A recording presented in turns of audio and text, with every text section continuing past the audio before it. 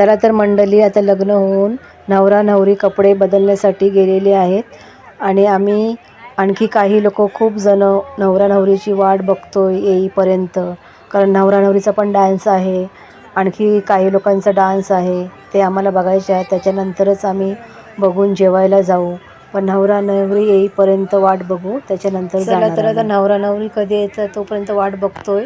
त्यांना जर जास्तच वेळ असेल तर आम्ही जेवायला जाऊ. अरे नवरा नवरी तर आली बघा, आता त्यांचा डान्स बघूनच आम्ही जेवायला जाऊ. खूप छान दिसतात, जोडा खूप सुंदर दिसतोय.